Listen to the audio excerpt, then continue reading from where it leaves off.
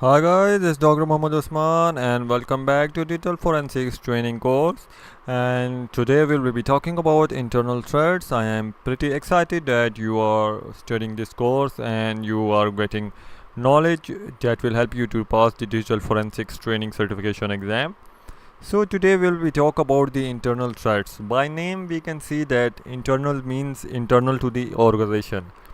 These are best described as the insider person in the organization, and these are about investigating the incidents which are from inside the organization. Like some person has hacked the server inside the organization, like some person has committed the fraud inside the organization, or has done illegal activity from inside the organization. So all of these are considered as internal threat to the organization, and it is called insider job, if I will term it as exactly it is in the market. So basically internal threats are the most dangerous threats, because we are always focusing on the external threats and we are taking countermeasures for the internal external threats, but we are not taking any countermeasures for the internal threats. We are not most of the time considered about the internal employees, what they are doing with the organization, what are they calling, who they are calling, what websites are they visiting. So basically these can be a very greater amount of threat to the organization.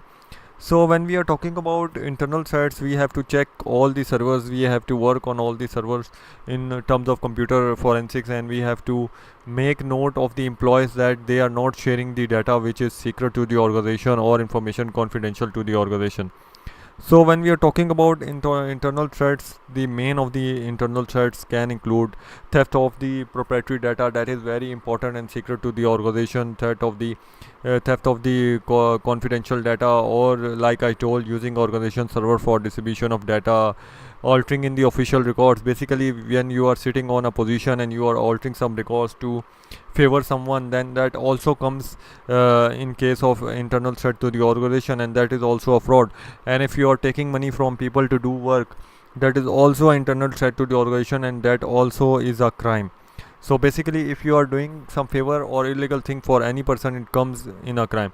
So another thing that is important in computer forensics is that execution of the viruses or malicious codes on the servers that executes and destroys computer network, or you are doing hacking from the organization servers, or using that PC, or you are running your own website or running your own brand on the organization server.